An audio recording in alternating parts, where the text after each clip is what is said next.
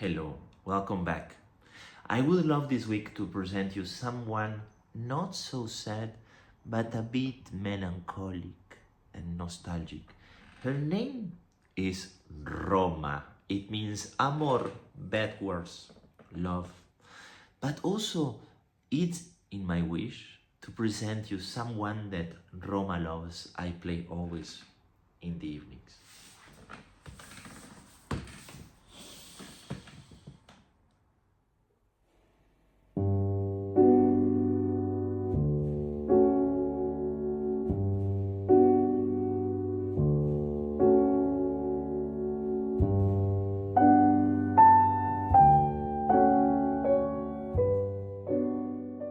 Today on Behind the Classics, we are jumping in the life of one of the most enigmatic and eccentric composers, Erik Satie.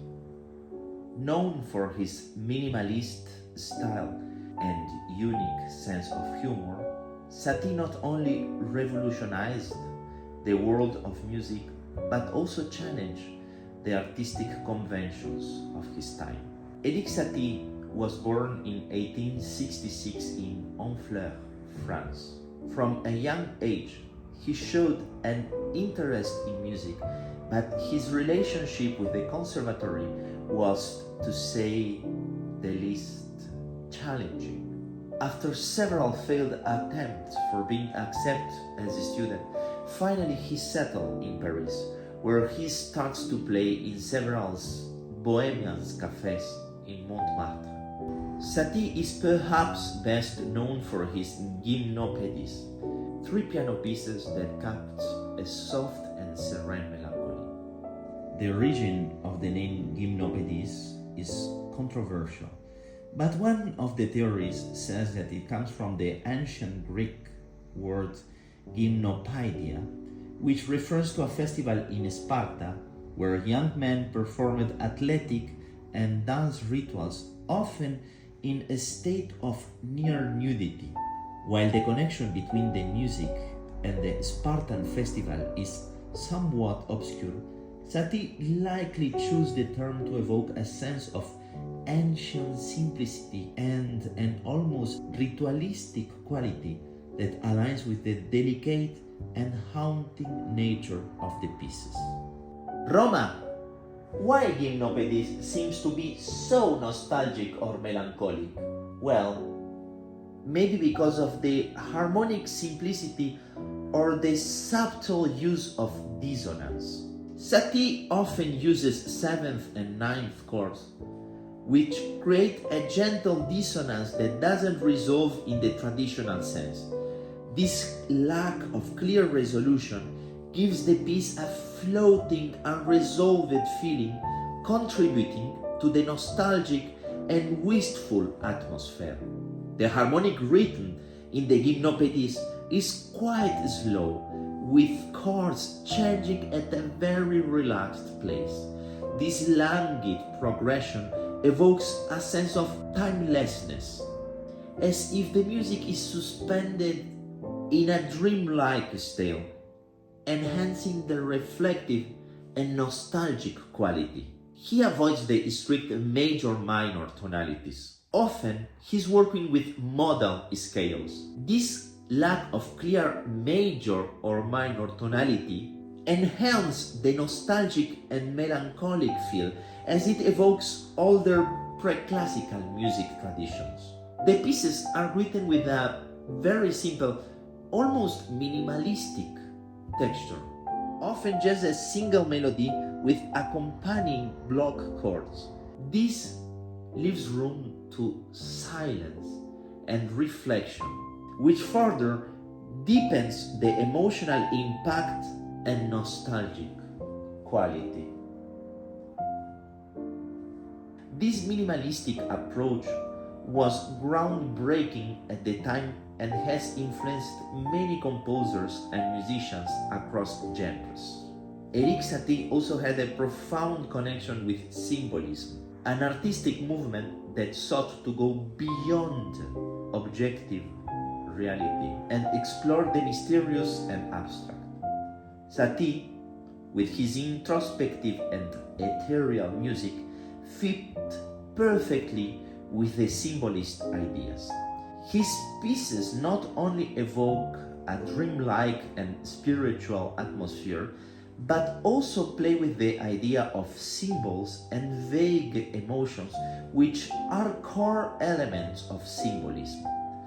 In addition to music, Satie collaborated with several symbolist artists, including the poet Stéphane Mallarmé and the painter Odilon Redon.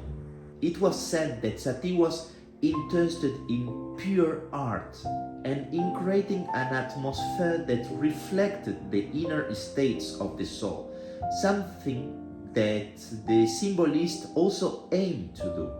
His style, therefore, influenced not only composers like Debussy and Ravel, but also resonate with other artists seeking to transcend reality through symbolism. Satie's work was often met with different reviews during his lifetime. Some critics praised his originality and the emotional depth of his music, while others dismissed it as simplistic or frivolous. A notable critic, Pierre Lalo, famously described Satie's music as lacking substance, claiming it was like a dewdrop on a leaf. Such comments reflected a broader resistance to his avant-garde ideas, as many in the traditional classical music community struggled to accept his unconventional style. However, as time went on, these critics became less relevant as Satie's innovative contributions to music gained recognition. His unique blend of humor, simplicity, and emotional expression laid the groundwork for later movements such as minimalism and ambient music. If there was one thing that also defined Satie, it was his eccentricity. He always dressed identically, wearing gray velvet suits, and had strange habits like keeping an umbrella for each day of the week. Roma, do you like it? She doesn't say nothing. He also frequently made sarcastic comments and wrote ironic notes, such as when he called himself a phonometographer instead of composer. One interesting anecdote about Satie is that he often instructed performers to play with unusual emotional instructions, such as with annoyance or without haste. This whimsical approach to performance highlights his belief that music should evoke a wide range of feelings, and that the interpretation is just as important as the notes themselves. Even if he was considered somewhat marginal during his lifetime, his influence in the 20th century music is undeniable. Composers as Claude Debussy and Maurice Ravel admired him, and his quest for simplicity influenced many others. Today, Satie is celebrated not only for his music, but also for his role in the evolution of modern music and avant-garde art. In his later years, Erik Satie continued to push the boundaries of music and art, but his health began to decline. He passed away in 1925 at the age of 59, leaving behind a legacy of innovation and individuality. Despite never achieving widespread fame during his lifetime, Satie remained true to himself and his vision, showing us the importance of authenticity and the courage of embrace one's uniqueness. Satie's life teaches us that success isn't always measured by popularity, neither wealth. His influence grew after his death, proving that staying true to one's art can resonate across time. Satie challenged conventions, not for the sake of rebellion, but because he believed in freedom to create without any limits.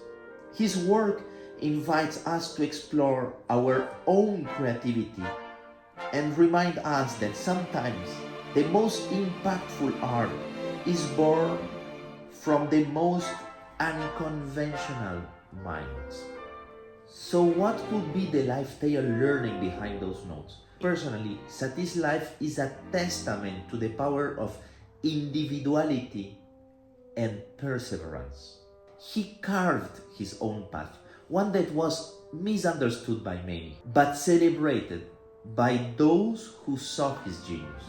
So as we conclude this episode, remember to stay curious, to embrace what is unconventional, and never be afraid to embrace your unique voice.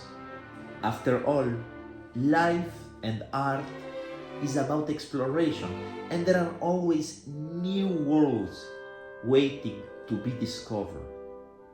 That's why behind every note there is a life tale waiting for us. Thank you for joining on another episode of Behind the Classics, and remember to subscribe, leave your like, share the material, and activate the bell.